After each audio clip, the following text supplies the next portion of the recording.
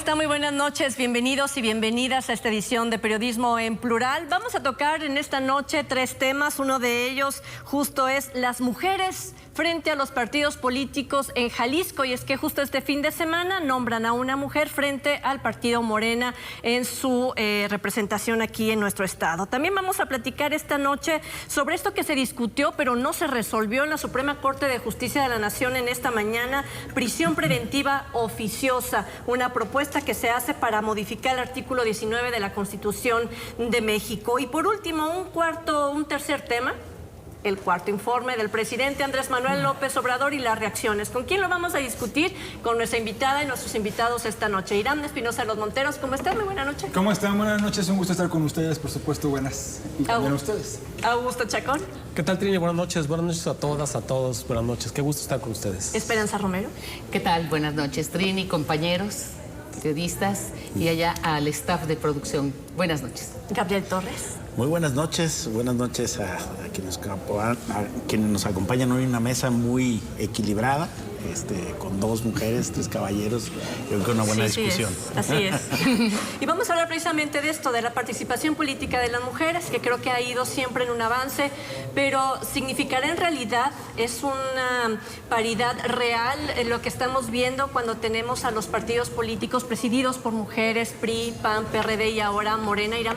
¿Te refieres a si serán ellas realmente quienes hagan la toma de decisiones o si son simplemente la fachada? Pues es algo que en el caso de Morena tendremos que ver conforme pasan los días y las semanas, ¿no? Ella recién va tomando el cargo. Me llamó mucho la atención que dentro del discurso que daba este fin de semana... Katia Castillo, ¿verdad? Katia, al momento de aceptar el cargo, decía que llegaba para un asunto así como reunificar Morena. Algo así decía, como... a fortalecer al partido. No, pero se hablaba como de rehacer algo que ya estaba hecho. Y yo me pregunto, pues, ¿qué está hecho en Morena, Jalisco? Me parece que es un partido que yo sigo sin verle ni pies ni cabeza, con un montón de liderazgos en un lado y en otro, y luego, en lugar de haciendo alianzas en lo interno, veo crecer nuevos grupos, cacicazgos incluso, y lo vemos en la elección de consejeros que se dio muy sucio y que se tuvo que repetir en 2 distritos de Jalisco, 8 y 10, si mal no recuerdo. Pues un control total por parte de un grupo, incluso también acarreados. Las viejas prácticas que ya aquí mismo hemos mencionado en más de una ocasión, que lamentablemente se observan en el partido de Morena. No sé, a respuesta específica de lo que preguntas, yo pensaría que sí, quisiera dar el crédito total al logro de la exdiputada, porque además pues tiene, digamos, las credenciales políticas, digamos, que de experiencia, quiero decir, que pudieran hacer algo de trabajo, mejor dicho, lograr hacer algo de trabajo al interior de Morena. Y reitero, esto es algo que tendremos que ir viendo. En el caso de lo que ya tenemos confirmado, mejor dicho, desde hace tiempo, las dirigencias del PAN, del PRD, bueno, es Natalia Juárez del PRD, está Laura Aro del PRI. En el caso del PAN, Diana González. Diana, justamente, y Susana de la Rosa, ¿verdad? En el caso también de Futuro. Pues recientemente vimos a las 3 que mencionaba, PRI, PAN y PRD, unidas para hablar del tema de la alianza, ¿no? De esta mujer, lamentablemente, que falleció por quemaduras en el parque, Luz Raquel. Gracias, justamente. Pero fuera de eso, yo no les he visto trabajar mucho en conjunto en cuestiones de paridad de género, o que se observe el trabajo desde los partidos y que se transforme en trabajo legislativo. Tampoco lo he observado. También hay que ver que pues, la posición que ocupan estos partidos en particular pues, no es prioritaria dentro del Congreso. Significativa, ¿no? Significativa, lo cual quiere decir que a lo mejor están muy limitadas, pero no veo frente común y tampoco una visión de paridad desde el partido, más allá de que las cabezas sean precisamente mujeres. Esperanza, es que lo hemos dicho, ¿no? No se trata solamente de estas cuotas, que ya dejamos las cuotas, sino que ya hemos tomado el tema de la paridad en todo, ¿no? Y lo pongo entre comillas. Son los mismos partidos políticos que no han reflejado a la hora de la asignación de candidaturas esta verdadera paridad. Entonces, ¿será que ya estando al frente de estos partidos, como en este caso de este fin de semana de Katia Castillo, pudiéramos ver otra cara de estos partidos? Yo lo pongo en duda.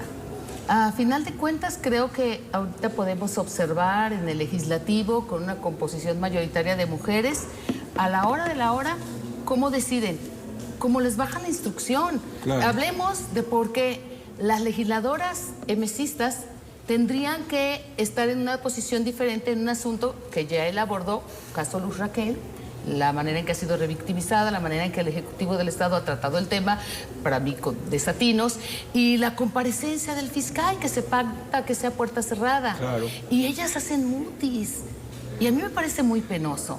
A mí me parece muy penoso, da vergüenza de género, y tenemos por el contrario que desde 2020... Mira, ese término no lo había escuchado, vergüenza de Uy, género. no, yo tengo desde que soy reportera que lo aplico, porque qué barbaridad, desde las que con el presupuesto les pagaron las prótesis en el Congreso, que si no lo puedes documentar o acreditar para hacerlo público, pero que es el pan de cada día, o que la novia, o que la amante, o que la esposa, y que ponen a una en la judicatura y a otra la ponen en el Supremo, y finalmente cómo los varones de la política han aprovechado, y también lo digo por ahora sí que nosotras las mujeres, las que nos hemos prestado a ese juego, o las trepadoras en la política, que también lo hay. A mí me dicen, es que es políticamente incorrecto que abordes esto, es que pareces que estás en contra. No, no estoy en contra, pero desnudemos el tema. Seamos auténticas, seamos honestas. A la hora de la hora yo les pregunto, ¿ustedes creen que una presidenta va a ir en contra de la instrucción que le está dando el señor presidente, en este caso de su partido? Y tenemos un ejemplo muy claro.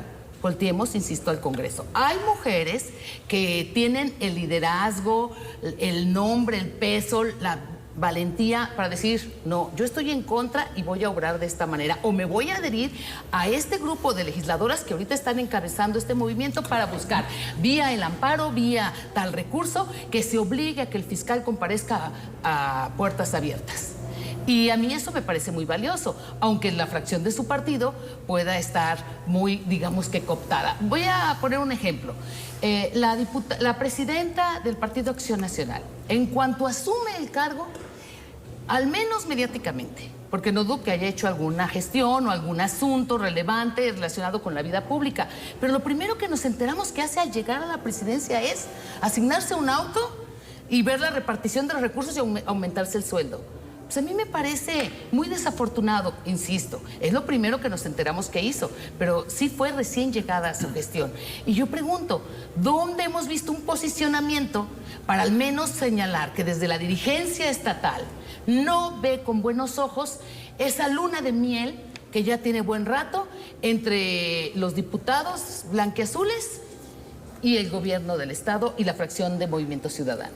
Lo digo nada más como un ejemplo. A mí me parece que el caso, por ejemplo, Susana de la Rosa, a mí me parece que ha sido una buena presidenta, que ha hablado en los momentos importantes, en los momentos clave, pero sin embargo hace falta algo. ¿Qué falta? ¿El respaldo, en todo caso, de la fuerza del partido? ¿O habrá que ver la fuerza del partido y el alcance?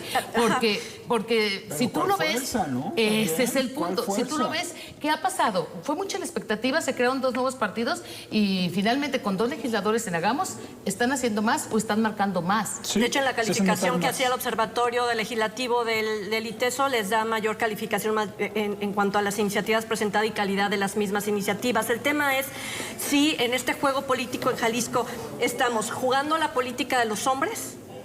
Definitivamente las mujeres no han sido protagonistas, o estamos en el camino y hay que enseñarnos a ver y a resaltar las aportaciones de las mujeres en la política en Jalisco, Augusto. Creo que lo planteas bien, Trini. Yo me pregunto si ante cualquier político varón recién llegado a la política con altas expectativas, estaríamos esperando los mismos resultados inmediatos que les estamos pidiendo a las mujeres que tienen una posición política importante. tendríamos que considerar el camino que las mujeres tienen que recorrer para llegar ahí, para presidir un partido, para sentarse en una curul. Tienen que recorrer un camino todavía muy empedrado de los modos de los hombres.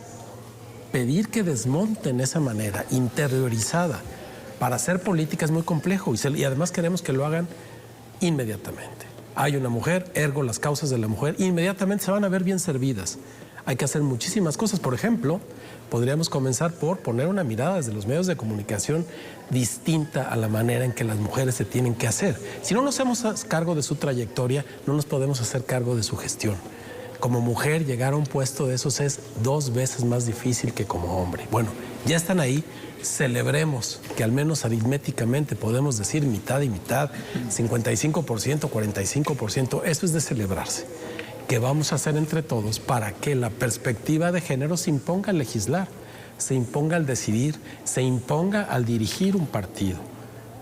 Yo no veo a un presidente de un partido varón haciendo lo que él quiere en el partido al que llegó, porque habrá otros intereses alrededor, igual que los que se va a encontrar una mujer. Así que de entrada apreciemos a los triunfos que ya están ahí. Es decir, las mujeres, en términos estrictamente biológicos, si lo quieren ver así, ya están ahí.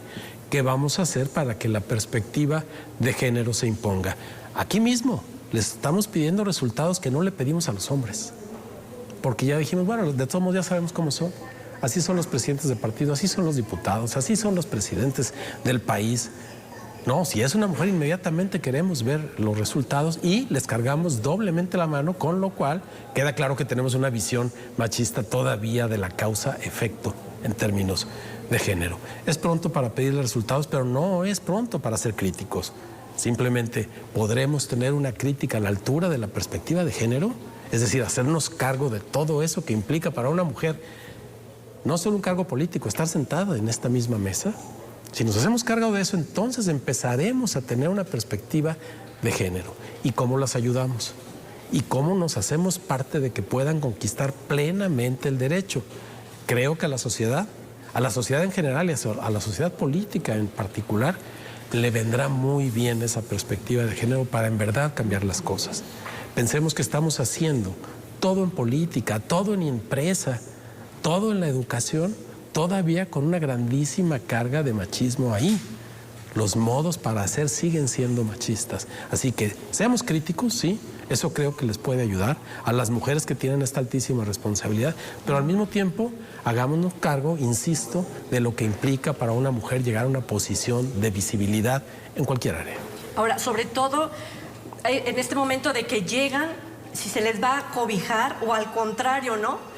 Los ojos como si fueran unas puntas, ¿no? De todos los dirigentes, de todos los asociados, de todos los que están en las filas y van a comenzar precisamente, quizás a apuñalar por la espalda pudiera llegar a ser, ¿no? Si no visibilizamos justo esta trayectoria o lo que pueden empezar a hacer.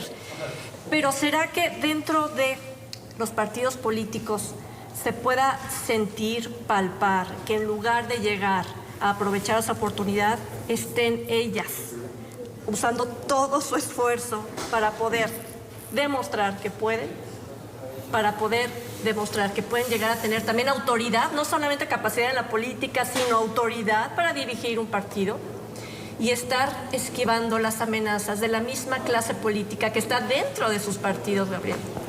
Bueno, yo creo que hay que hacer el análisis en 2 partes. Por un lado es los números. Tenemos ahorita ya 5 presidentas de partido en Jalisco, ya se refieren aquí a los nombres, la última, la de Morena, y tenemos 24 de 38 diputados del Congreso del Estado, eso jamás había ocurrido, que son mujeres. El 57% de la Junta de Coordinación Política del Congreso, que es el órgano máximo que dirige al Congreso, porque, digo, lamentablemente en este Congreso, como en los pasados y como en el resto de los estados, hay diputados que van a hacer la difícil tarea de levantar la mano. Pero quienes dirigen el Congreso es la Junta de Coordinación Política. Bueno, ahí el 57% son mujeres. Es decir, la coordinadora del Verde es mujer, la coordinadora del PAN es mujer, la coordinadora de Futuro es mujer, la coordinadora de Hagamos es mujer. Ahora bien, es cierto lo que dice Augusto, Pero también es cierto lo que dice Esperanza. Es decir, que yo creo que lo que tenemos que hacer son dos enfoques. Por un lado, efectivamente, yo creo que la perspectiva de género es lo que permitió la integración de estos números y de que incluso haya convocatorias sigladas exclusivamente para mujeres. Eso no ocurría hace 6 años y lo estamos viendo ahora. Yo creo que sí han cambiado las cosas. Simplemente con los números que te estoy diciendo, pues es abrumador la presencia de las mujeres, al menos en la parte legislativa. Sin embargo, lo que dice Esperanza, pues también tiene que ver. ¿Por qué? Porque, por ejemplo, en el caso de Ruth Raquel, un feminicidio que impactó al mundo, ya no te digo a Jalisco, ¿no? Deciden dejar a puerta cerrada la comparecencia del fiscal cuando va a ir a comparecer, se va a ir a ser increpado sobre el asesinato artero de una mujer. Y hacerlo a puerta cerrada, como escribió hoy un periodista en El Informador, pues pareciera que es una concesión, que es un mecanismo de protección al fiscal y no a la víctima, ¿no? Entonces, bueno, pues ahí eso no hubiera ocurrido si los números se imponen. Pero ¿qué pasa con este tema? Bueno, y estoy de acuerdo con Augusto, hay que entonces separarlo. Por un lado, yo creo que es difícil cuestionar el trabajo en perspectiva de género de Mara Robles y de Susana de la Rosa. En particular de ellas dos, pues nomás dime su actuación desde que arrancó la legislatura a lo que va, ¿dónde está la falta? ¿No? Yo creo que sí. Más, ellas dos, entre otros muchos, votaron para que la sesión fuera abierta, pero no fue así. Y el resto votó porque fuera cerrada. Te pongo otro caso, el que no se ha hablado aquí, pero que a mí me pareció una cosa así increíble, por es más, creo que es ilegal incluso. La comisión que evaluó a las mujeres que aspiraron a la presidencia del ITEI, fracasada por cierto, la comisión la integraron puros hombres, como si fuera el concurso de Miss Universo. ¡Qué barbaridad! Y que esa comisión hubiera sido aprobada en el Congreso con la presencia de 24 de 38 que son mujeres, pues lo que te dice es que, híjole, la sola presencia de mujeres en el cargo de legislador no está afectando de forma sustantiva decisiones de sentido común como esto. Ya no te digo legislar con perspectiva de género, decisiones sencillísimas como decir que ya ocurrían con los hombres, que es ningún órgano colegiado sin mujeres.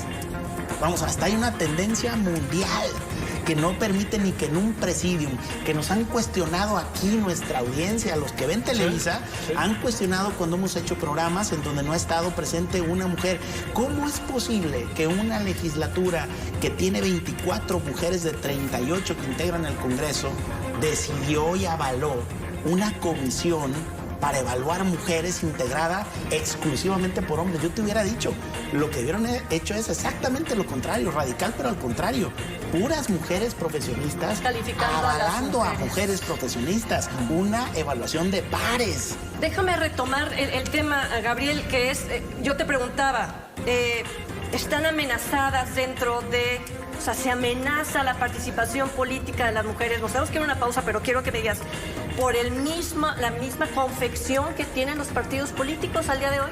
No, yo no veo amenazas. Hasta ahorita no he visto ni siquiera tímidamente una denuncia que tenga que ver con eso, ¿no? Yo más bien creo que están también las mujeres que hoy ocupan esas curules en el Congreso muy hechas a la idea del patriarcado y además muy cómodas. ¿Y los partidos porque políticos yo no también? veo reclamando. Yo veo allá 2 legisladoras que van contracorriente, que además son de los 2 partidos locales, que traen una idea disruptiva de abordar el tema de género, que son las únicas que levantan la voz en el Congreso. Pero fuera de eso, los grandes partidos que tienen mujeres adentro, las bancadas no se expresan. No me dices, Gabriel, no me veo dices. las amenazas. No me hablas de los partidos políticos. Los partidos, no me hablas de los partidos políticos. No veo las amenazas. Porque tú sabes que los partidos políticos para el 2023, que comienza el calendario electoral, van a empezar a elegir quiénes serán las candidatas para las 125 municipios si arrancamos de Jalisco. la discusión diciendo que ahorita tenemos 5 mujeres dirigentes de los partidos políticos, pues yo no veo en eso un tropiezo, una amenaza o un obstáculo. Más bien lo que nos falta es compromiso personal con el tema. Lo que sucede también, y tiene que ver con mi primer comentario, es que sabemos que hay fuerzas extracongreso que en realidad mueven muchas de las cosas y que el género de estas fuerzas no es masculino. Así que esa marca de los poderes fácticos detrás del Congreso y detrás de todos los poderes sigue siendo muy machista. Celebro a Susana, celebro a Mara, que estén dando la lucha. Y qué mal que las otras mujeres no se liberen al grado de decir, no importa lo que diga mi líder extramuros, yo lo voy a hacer así. Pero de entrada también nos toca entender ese juego político, insisto, como lo entendemos en otras cosas que deciden los hombres. Ah, bueno, es que no son ellos. Es fulano o es perengano quien en realidad está moviendo los hilos. En el caso de las mujeres sí parece que son automáticamente libres de esos poderes extraformales que en realidad mueven cosas en el Congreso. Yo no las justifico, lo explico como tratamos de explicarlo cuando se trata de hombres. Entiendo la postura perfectamente, pero también creo, y ahí me parece que abono en esta visión que presentas, en torno bueno, se pueden crear grupos dentro del mismo Congreso con las mujeres. El asunto es que me parece que hay más compromiso con la carrera personal, política. Con la disciplina de partido que con la perspectiva de género. Pero es la tradición. La disciplina de partido, sí, pero además también con lo que va a ser mi carrera política a partir de que termine mi legislatura. Más que crear un precedente, que ser un buen funcionario público, bueno, que ser en este caso una buena legisladora. Una buena legisladora y además con miras a futuro social. No solamente personales, eso también lo vemos en los hombres. El asunto es que se espera que las mujeres vengan a cambiar, vengan a cambiar las cosas. Forma de, bueno, ¿no? Pues cuando el cambio debería de ser parejo, ¿no? La responsabilidad es el que está al frente de la política, sea quien sea. Tiempo de la pausa, cuando regresemos hablemos de la prisión preventiva oficiosa, sí o no se discute en la Suprema Corte de Justicia de la Nación. Ya regresamos.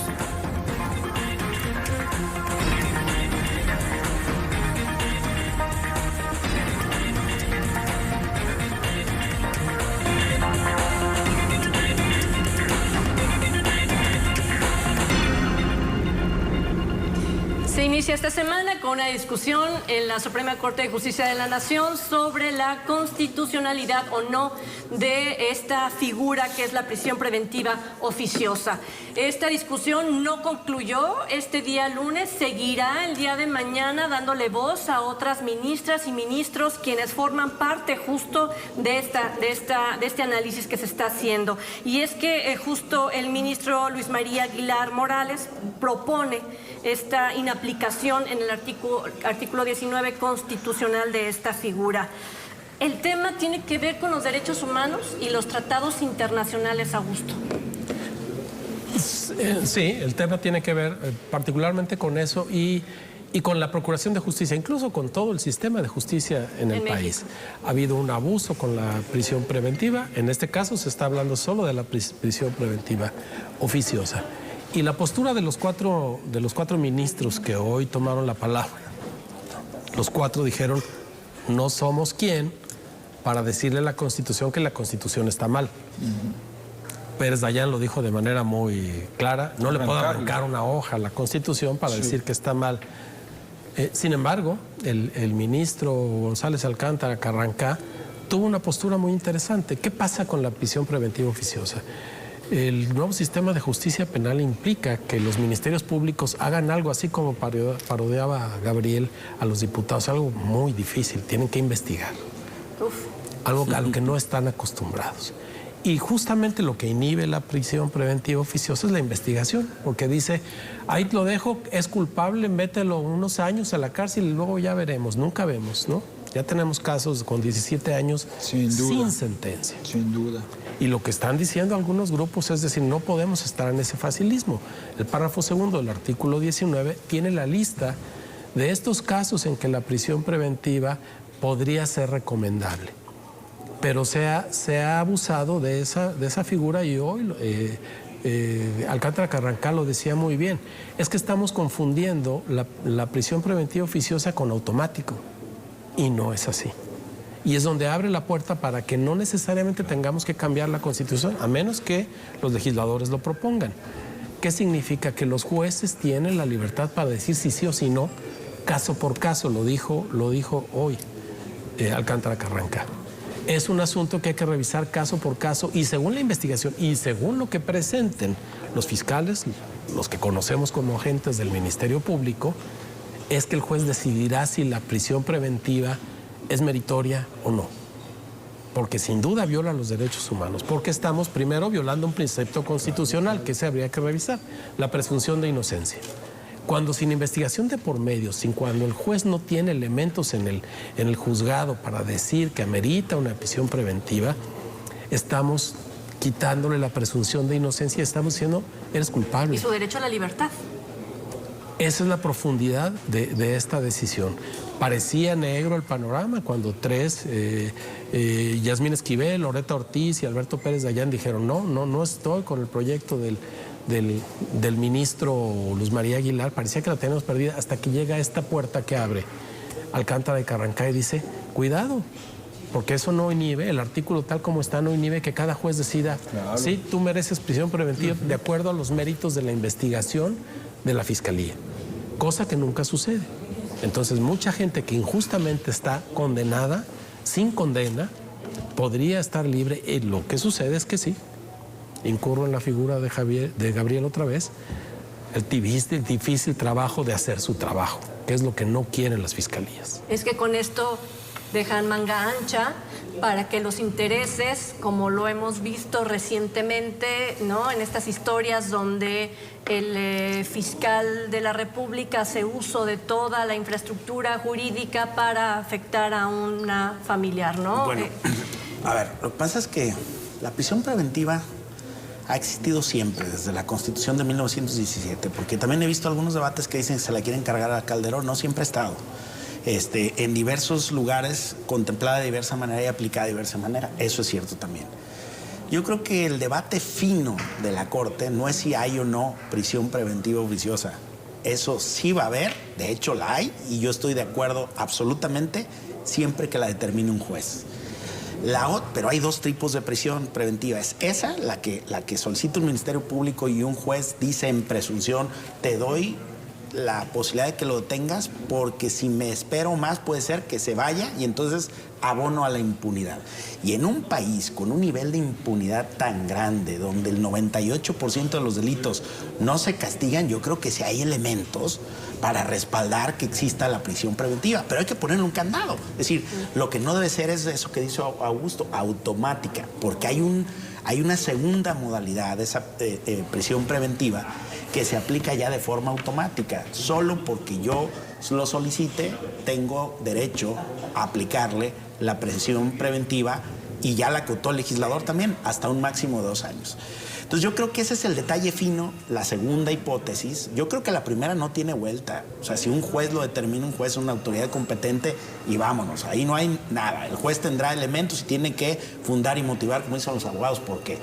La automática es la que nos hace ruido, que solamente la determine una de las partes, el Ministerio Público, y que además la pueda llevar al plazo máximo 2 años y que después de 2 años te digan, disculpe usted, me equivoqué. Ahí es donde estamos en un problema. Ahora bien, entonces, la prisión preventiva como tal es necesaria, va a estar en la Constitución, ha estado desde 1917 y yo creo que en un país con altos niveles de impunidad debe prevalecer. Lo que tenemos que quitar es la parte discrecional que hay ahí. Y ahí voy a la segunda reflexión, Trini. Yo creo que estamos pidiéndole de más a la Corte. Al final, mañana lo va a resolver. Yo creo que sí se va a quedar como están las cosas. Y creo, aunque yo no soy abogado, pero comparto la lógica, que no le corresponde a la Corte legislar.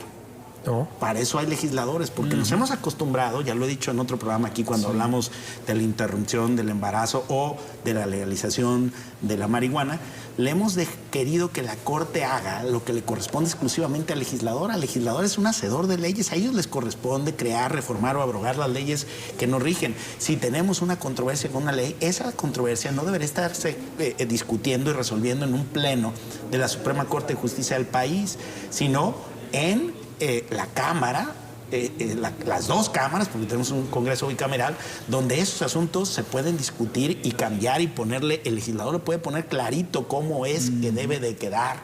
Si no lo dice es porque no lo han cambiado. Y yo creo que le ponen una carga enorme a la Corte para que haga legislación positiva, es decir, que interpretando la ley haga funciones de tribunal constitucional y diga que la ley no dice lo que dice, que además que la Constitución, esto que dijeron, borrar un artículo de la Constitución la Corte no legisla.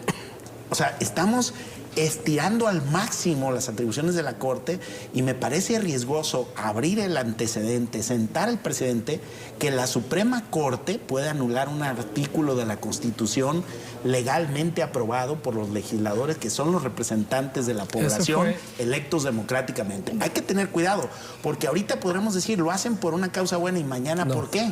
No, ese fue el verbo que causó problemas. Inaplicar es lo que usó Luis María Aguilar. Que eso no se aplicara. Ellos dijeron, eso no va a suceder. Lo que sí podemos tener de ventaja, y ese es el análisis fino, Gabriel, es en que el Poder Judicial le diga al Poder Judicial, ojo, no significa automático. Necesita tener méritos y que el juez para que tú la dictes. Es que la Corte sí puede decir es anticonstitucional y luego mandarles a que sean los legisladores. Es un tribunal de control.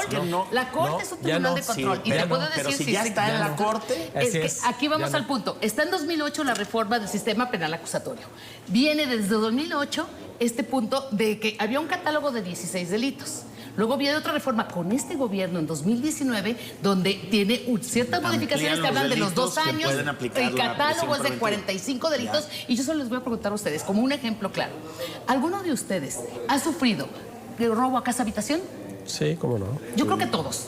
Díganme quién no. Es el rey de los delitos. En el reclusorio de Puente Grande y en las cárceles de nuestro país, más del 60% de los detenidos es por robo. Algunos simple y otros agravado. Pero yo sí creo que tienen que revisarse, y les toca a los legisladores, pues qué pasó con esta parte del catálogo. Robo a casa habitación, ¿ya merece prisión preventiva oficiosa? Está, por ejemplo, el desvío de recursos de programas sociales con fines electorales. Pues que pongan de todos los programas. ¿Por qué tiene que ser con fines electorales el desvío? Es decir, no es lo mismo para llevar votos a tu candidato. Creo que sí amerita que los legisladores revisen a fondo la lista, el catálogo. Ahora, ¿qué va a pasar? Esa discusión se tiene que trasladar al Congreso. Pero yo solo quisiera decir 2 cosas. Con lo que hoy vimos, que 4 dijeron, pues no, pinta que esto va a seguir. No, entonces, porque se necesitan 8 votos de los 11. Entonces esto ya no se logró. Pero sí, yo sí quiero aquí enfatizar lo que decía Augusto. A mí me parece que esto es lo clave en el tema. Sí ha habido un abuso. Y cuando, por un lado, el ministro Luis María Aguilar te dice que la prisión preventiva oficiosa se ha dado sobre todo a los más pobres y son los más afectados, creo que también queremos que tienen el recurso para pagarle. Y no solo eso, pero una defensa decorosa. Pero no solo eso. También hablemos ya de los contribuyentes, de todos los que nos están viendo. Los que están presos nos cuestan a todos. ¿Saben ustedes que no se les puede obligar a trabajar? Esa es otra. Porque es un derecho humano. Ellos pueden decidir si trabajan o no trabajan. Yo me quedé impactada cuando incluso un experto en leyes me explicó que es violatorio de tus derechos si tú quieres trabajar o no, porque te están privando de la libertad.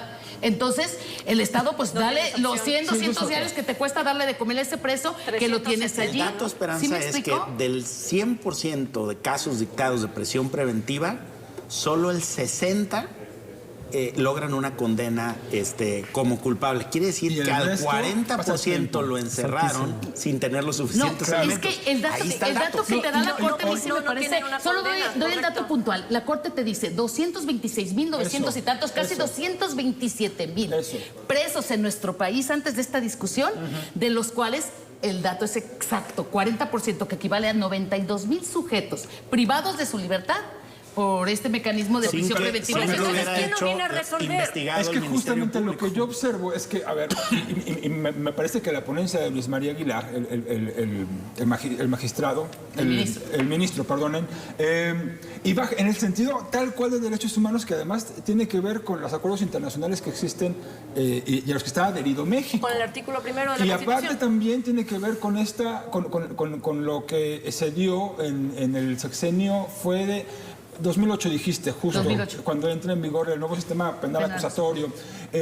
Ahí se supone que era cuando más garantías se iba a brindar para que se respetara el derecho de la cuestión de la presunción de inocencia, y no se vieron cambios. Y además también hay toda una lógica, supuestamente, en donde se nos habla de reformar a las personas que entran privadas de la libertad y que tampoco existe. ¿Por qué? Porque no hay capacidad suficiente para atender a tantas personas que están en esas condiciones, porque existen muchísimas más, bueno, no muchísimas más, pero sí este gran número, que hablamos una tercera parte por lo menos de los que hoy están privados de la libertad, casi, que ni siquiera hay certeza si de verdad cometieron o no ese delito. Y entonces me parece que todo este asunto está como desarticulado. Por un lado, lo que se busca en procuración de justicia, por un lado, lo que se busca en protección, digamos, a la víctima del delito, y por otro lado, lo que se habla del el delincuente que pues tendría en este caso que ser de verdad condenado. A mí me llama muchísimo la atención cómo también el presidente ha venido manejando un discurso en torno a esto. No me parece adecuado la forma en la que se dirigió hacia los ministros el día viernes y que hoy todavía remató diciendo, era como un aviso previo, diciendo que no están de parte del pueblo. Sí, no se le da mucho apoyar al pueblo. La visión del proyecto de Luis María Aguilar no fue tomada en cuenta en los argumentos que se dieron por parte de los que hoy dieron respuesta. O sea, esta parte de derechos humanos no se observó en las respuestas, que pues sí, me parecieron muy técnicas y finalmente pues eso es, no estamos para arrancarle tal cual hojas de la Constitución, que me pareció también el punto que englobaba finalmente la discusión. Pero sigue sin observarse los derechos humanos, eso es que el presidente ha venido diciendo que es algo en lo que su gobierno toma guía, tanto así que se ha referido a la forma adecuada o inadecuada de tratar a los delincuentes. De hecho, el tema hay será un doble discurso ahí, el tema un doble mañana mensaje. O la mañanera del miércoles. Tendremos que ver cómo el presidente se retracta y en vez de llamarle el Supremo Poder Conservador, le pone otro título a la Suprema Corte de Justicia de la Nación. Hoy lo dijo igual. Por eso, así lo ha llamado. Siempre que tiene Poder final Conservador. feliz para él, las cosas cambian. Entonces le va a cambiar de nombre, ¿no? La evaluación cambia. Mañana seguramente, es que sí, se lo va a por supuesto, perdonar fueron bastantes. Ahora, pero sí. Irán tiene razón. Sí hay un asunto de derechos humanos, pero que no es imputable a la Constitución, sino a cómo se aplica la Constitución. Ni a la Corte, al legislador. O sea, ese artículo, para ser inconstitucional, no debe haber sido publicado en el Diario Oficial de la Federación e incorporado al texto, a la Carta Magna de la Nación. No está ahí, se ha aplicado. Si fuera anticonstitucional, ¿por qué se ha aplicado? Está vigente, porque el legislador así lo hizo, y el legislador es el que hace las leyes, no la Corte. Ahora bien, mañana se va a resolver. Lo que se resuelva mañana es la verdad jurídica. Lo demás, pues que corra toda la tinta que tenga que correr. Es la verdad jurídica, porque la Corte Suprema en México y está haciendo las veces de Tribunal Constitucional. Lo que no va a suceder es que se acabe la impunidad.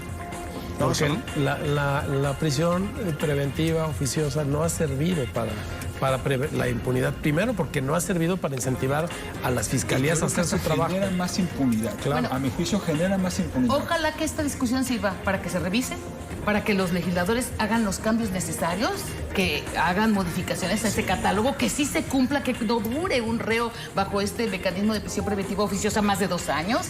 Y algo más, en el transitorio de la última reforma, la primera fue en 18 de junio de 2008. Después, en 2019, 12 de abril, viernes 12 de abril, de esa última reforma, en el cuarto transitorio dice el decreto que deberá hacerse una evaluación y pone todos los criterios de evaluación y dice que debe ocurrir en 5 años. Es decir, está muy en tiempo de que no venga sobre las rodillas, y en 2024, que va a ser un año donde vamos a estar seguramente con otros temas más importantes, como se politice en lugar de estar hablando de derechos humanos y justicia. Que se revisen estos puntos. Y ojo, no tirar el agua sucia con todo el niño. Reitero, para que nos estén viendo, la prisión preventiva se aplica en un montón de países, la oficiosa, siempre y cuando intervenga un juez. Claro. Lo que estamos hablando es exclusivamente de la que se da automáticamente. Así es. Yo creo que esa es la que es discriminación.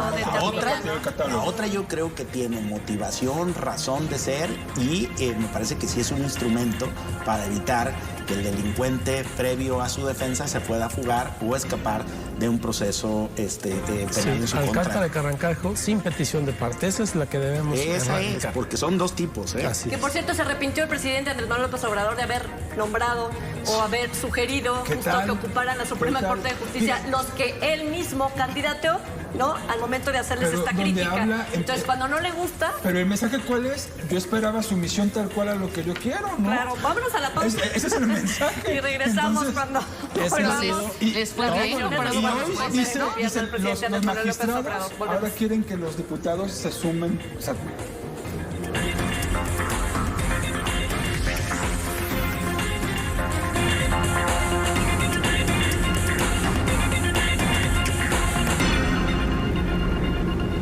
Bueno, seguramente la mejor opinión de cómo ha transitado estos 4 años de gobierno del presidente, que están por cumplirse, pero bueno, ya rindió su cuarto informe de actividades el presidente Andrés Manuel López Obrador, pero han sido muchas las reacciones, sin duda, después de este pasado primer día del mes de septiembre. ¿Qué fue lo que se dijo y qué opinas de este informe, mi queridísima Esperanza? Opino que ya la mayoría están cansados y estamos cansados de escuchar no somos iguales, no somos iguales, no somos iguales. Yo voy a comenzar con lo negativo, que creo que el presidente no abona en lo que se refiere a una armonía. Él busca la polarización. Y sí, estamos en este punto, llega su cuarto informe con la sociedad más polarizada que en el primero, que en el segundo y que en el tercero. Me parece que él está, al menos en el discurso, en lo que expresa, muy satisfecho, muy campanas al vuelo con lo que él llama los logros de la 4T y dice que de sus 100 compromisos le falta 2. Y allí es donde en la revisión encuentro que sus 98 logros, pues están los asegúnes que no tenemos la misma visión. Y no significa que propiamente sean otros datos, sino a veces la interpretación de los mismos datos. Él en los spots, a mí me parece que ha puesto mucho énfasis en que en el tema de la seguridad estaríamos mejor porque hay una reducción, un descenso en los delitos comparado con otros gobiernos. Sin embargo, la percepción ciudadana te dice otra cosa. Y yo también me quiero referir al contraste porque él habla mucho de los gobiernos neoliberales en los 36 años, en donde no se avanzó, en donde se dejó a las paraestatales, en donde se dio el apoyo al empresariado, donde se empobreció el obrero. En el discurso, todo lo que él trae. Y yo encuentro algo que está pasando en particular en este año, una similitud de lo que vivimos en periodos neoliberales como los de el expresidente Salinas de Gortari. Cuando nos hablaba Salinas de Gortari de lo bien que andábamos macroeconómicamente, el reproche de la población era, es que en la microeconomía no se nota, la pobreza en la mesa. Yo creo que ahorita, en este año en particular, de 2022, Inflación. en los últimos 3-4 meses, sí se está resintiendo y lo que la gente nota es esa pobreza en que ya la percepción con todo y que él te diga que el INEGI te da datos de que respecto a los más ricos la diferencia era antes 18 veces el salario, ahora es 16 veces, pues eso no se traduce en que estés comiendo mejor, estás comiendo peor que hace 2 años cuando él te saca la comparación. Ese es el problema que yo le veo al manejo de las cifras. Sin embargo, sí, como ciudadana y después como periodista, sí hay logros que yo aplaudo, que me parece muy importantes, aún con todo y lo que por allí sea lo principal que se le ataque al presidente. Yo me quiero referir a la parte fiscal, a la parte en que el sistema de administración tributaria ha modificado su manera de trabajo. Me consta que lo que no se hacía antes, que van a los domicilios donde tienes un domicilio fiscal registrado, van a supervisar que exista la empresa y si tienen indicios de que se expidieron facturas falsas, ahorita son implacables. Delito grave, pero no tan grave como quería el actual presidente. Es más grande defraudar al fisco que matar a una persona. Exacto. Sí. Pero el punto es que ha pasado precisamente en estos años, llamémosle así, de neoliberalismo, en donde crecieron tanto las factureras, las empresas fantasma, donde el dinero que el dinero que debía destinarse a los programas sociales que dice el presidente que ahora sí se destina, bueno, sí entiendo ese ahorro que ha tenido, pero yo no creo que esté en cero corrupción. No. Es donde voy al contraste. Él habla. Teníamos austeridad republicana, ahora franciscana. lo pongo en duda. Otro tema, el de los fideicomisos y el tema, si les parece, de la seguridad social. Quizás sean los dos más criticados a este gobierno. Sin embargo, a mí me parece en general positivo que desaparezcan los fideicomisos. Lo que me parece pésimo es que desaparezcan y no encuentres cuál va a ser la estructura mediante la cual te voy a dotar del medicamento a ti, hospital, a ti clínica, para que aquel derechohabiente, que yo soy el primero en el discurso en hablarte, que tenga seguridad social y medicamentos gratis y todo lo que requieras en el tema de la salud, no estés padeciendo. La pregunta es, ¿estás peor? Si no tienes la respuesta, ¿por qué Ahora, afectas el a la ahorro pues sí población? está, porque el dinero no se está gastando. Híjole. Ese es el punto. Augusto. Bueno, para no ser como los de antes, su informe se parece muchísimo a los de todos los de antes. Oye, ¿no? cuando yo la pregunta la hago a todos, ¿cuándo se dejó de ir? ¿Recuerdan aquellas últimas veces cuando los presidentes iban a la Cámara de Diputados y que les aplaudían ir al día del presidente y que llegó un momento en que no les dejaban ya ni siquiera hablar desde cuando le ponen la banda al presidente, no sé si fue Felipe Calderón Hinojosa? Fue Porfirio Muñoz Ledo. Sí, sí. Y desde ahí se hizo luego ya una práctica y luego una cosa ridícula de ya no se puede máscaras, parar, de todo. y no se pueden parar con los diputados, la ceremonia ni solemne López Obrador, desapareció. Pero yo creo, Trini, con un presidente que tenemos tanto tiempo en la televisión, que usa tanto la cámara y todo eso, hubo, ¿no? organizarle otra fiesta es como un poco de gula ya. O sea, trae una sobreexposición, ese es el punto. Ahora, que el informe fue mejor o peor con respecto a los demás presidentes, pues yo que recuerde, todos los presidentes echan porras solos. Es decir, salvo López Portillo cuando salió y dijo que iba a defender al peso como un perro y lloró, ¿no? ¿No? Que fue otra cosa. Entonces, desde entonces, yo, claro, todos los informes han sido versiones autocomplacientes, con cero crítica, en donde los presidentes hablan de los que les conviene y evitan todo aquello que no les resultó. Y yo creo que no hay nada diferente en este informe, excepto que el presidente presuma como principal logro las remesas en las que él y su gobierno no tienen nada que ver, que es al contrario. Es precisamente por la falta de oportunidades en el país que esos mexicanos viven en el extranjero y se ven en la necesidad de trabajar en otro país para poderle enviar a sus familiares dinero acá. Y que diga que eso es un indicador del gobierno, pues sí, como que nos llama a todos a la reflexión. Augusto. Sí, creo que el presidente nos habla de la realidad que él concibe en la gigantesca manzana de Palacio Nacional, ¿no? La diferencia con los otros informes no está en los presidentes, ni siquiera en el texto. Claro, hay modos nuevos. La diferencia está en quienes lo reciben. Creo que ahora, aunque parezca que no, hay una masa más crítica y que se puede expresar de manera más fácil respecto a aquello que está escuchando de los gobernantes. Por supuesto, no coincide su lectura económica con lo que está pasando en la realidad.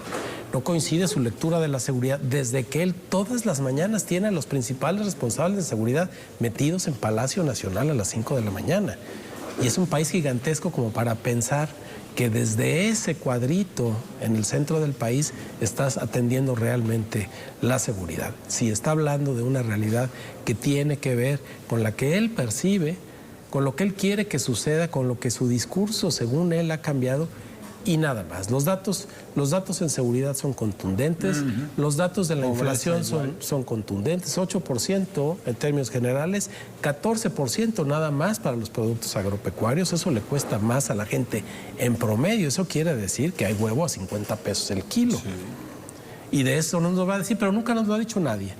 La diferencia también en esos receptores que ahora recibimos el informe es que él prometió muchas cosas y ha sido a esa promesa, a esa transformación a la que invitaba, estábamos. Aún los que no creíamos en él, estamos esperando una cosa completamente diferente. Y no ha sido diferente más que en formas. Los fondos siguen siendo exactamente los mismos, salvo que ahora invita a muchos menos a sus informes. Si vamos al valor simbólico de lo que vimos en su informe, puso la epopeya del pueblo en la parte baja, representada por el mural de Riego Rivera, que así se llama, él al borde, por encima del pueblo, y enfrente solo su gente, es decir, una nueva oligarquía. Él dice, ya no hay oligarquías, no, hay una nueva. Claro. No son quizá los de antes, y quién sabe. Pero por lo pronto los que aparecen ahí, con el pueblo debajo, retratado por Diego Rivera, con él en medio, encabezando al pueblo, y frente a un grupito muy pequeño, hablando de una realidad muy constreñida, el cuarto informe de gobierno. No hay más que eso. Sí. Me parece que la lectura es así, el mensaje, y además sumaría el asunto del horario en el que da el mensaje, que coincidía con el horario en el que legalmente tenía que iniciar el periodo de sesiones de la Cámara de Diputados, que eso me parece que también fue una manera de pues mostrar el control que tiene sobre el Poder Legislativo, que es más que evidente, ¿no? También eso creo que es parte como del mensaje que ocurrió ese día. El país de AMLO en un discurso, como lo fue en su momento el país de Peña Nieto en un discurso, el país de Calderón, y como lo hemos venido viendo. La verdad es que este asunto de la autocrítica no es algo que se dé en ningún presidente, ¿no? Y tampoco es que se espere gran cosa. Yo creo que en efecto queda debiendo todavía, le quedan 2 años, bueno, sí, octubre del 2024, para que termine su periodo. Pero estas promesas que se esperaban y que le dieron más de 30 millones de los votos, me parece que terminó siendo un proyecto muy personal de él, una visión muy personal. Bueno, está observándose así porque, reitero, faltan 2 años. Está observándose un proyecto y una visión de país que quiere dejar, y se acabó, pero sin transformaciones y sin cambios realmente cuando se nos prometieron, ¿no? Y bueno, también no es que en 5 años o en 6 años, hablando del sexenio, o en los 4 que lleva, se pueda lograr transformar a todo un país. Me parece que eso tiene que ver con muchas otras cosas. ¿Que ha sentado las bases? Pues no lo sé. Yo pienso que este asunto de los apoyos sociales, algunos en particular que muchas personas critican, yo los veo, me parece que incluso van acorde con la lógica internacional, ni siquiera lo veo como un asunto, y no hablo de otros gobiernos populistas. Los gobiernos de todo tipo están enfocando también sus apoyos sociales a ciertos sectores que siempre han sido como los más sobajados, y sobre todo cuando la tendencia mundial viene a una menor necesidad de personas para crear productos, ¿no? De ahí también algo que se intentó poner hace algunos años aquí, una renta básica universal, y me parece más o menos lo que se está haciendo para sectores vulnerables que sí son su base social y que resultan poco crítica. Yo, para ser honesto, pienso que es un poco la redistribución de la riqueza insuficiente todavía. No veo tampoco mal los proyectos que ha iniciado y que pues a ver se logra terminarlos. Entiendo la crítica también, obviamente, a la refinería, pero también observo que hay años de bonanza para México en petróleo que se pueden alcanzar y fondear otras cosas. No me También quiero desviar del tema, ¿no? Pero creo que lo sucedido con la nueva secretaria de Educación en la entrevista que le hace, qué terrible, ¿verdad? Justo esta casa noticiosa, cuando le preguntan a la nueva secretaria cómo va a aprender matemáticas un niño de secundaria, y ella dice, de segundo de secundaria, y ella contesta, esa respuesta no te la puedo, puedo responder, no te la puedo dar, palabras más, palabras menos. El tema es... No puedo responder a esa pregunta. No puedo responder a eso. Dijo, no puedo responder a eso. Bajito y sin abrir la boca, ¿no? ¿Será que así se va a empezar? No le alcanzan 2 años para hacer una reforma educativa. Definitivamente esto que acabo de ver fue un fracaso. Para deshacer la que había, sí, pero para hacer una nueva. Es un fracaso a la educación. Base, cuando tu titular no sabe cómo va a aprender matemáticas. Si quieres transformación, tienes que pensar en educación. Y no se presentó su momento. El tema, vamos a empezar a ver estos rompimientos en el avance de la cuarta transformación. Augusto, tenemos 2 minutos. Es que nunca los vimos iniciar realmente. Okay. No, nada se puede romper, porque hubo mucho discurso, pero no inicios. Y además esta reforma educativa es piloto, se va a poner en juego solo en algunas escuelas. Y para ver los resultados tomaría, si el plan es serio, es cuando menos 10 años. Esperanza es un ejemplo de que estamos en la cuerda floja. No debemos de perder de vista también que tenemos una situación que no le tocó a otros gobiernos. Pandemia. Y a nivel ya de la economía, la guerra. Si no a mí me parece que debió de buscar un cuadro que no tuviera cuestionamientos en el sentido de la capacidad, la preparación y el conocimiento. Aunque hay quienes desde el mismo sector educativo a la señora le confieren grandes capacidades, ciertamente no las demostró en esta primera entrevista y te quedas con cierta preocupación. No, hombre. No, Por decirlo claramente menos. fue un Por perfil decirlo menos. bajísimo el que Bajísimo. tenemos en la Secretaría de Educación. Claro. Yo creo que eso, digo, el currículum no se puede esconder ni se puede justificar. Tenemos un perfil muy bajo. Yo realmente agradezco que no hubiera contestado la pregunta, porque si lo hubiera hecho creo que hubiera estado peor. el ridículo Les hubiera tengo sido que peor. agradecer. De verdad, La a honestidad todos. es mejor en este Mejor. caso. A ti, Esperanza, muchísimas gracias por habernos acompañado esta noche. Gracias a Gracias. ustedes Nos por la tenemos que ir. invitación. A Muchas gusto, gracias. como siempre. Trini, gracias como Gracias. siempre. Buenas noches. Irán. Un placer. Gabriel, Buenas noches. muchísimas gracias. Muy buenas Gracias. noches a usted por habernos visto, por habernos acompañado. Gracias y nos vemos y escuchamos en la próxima.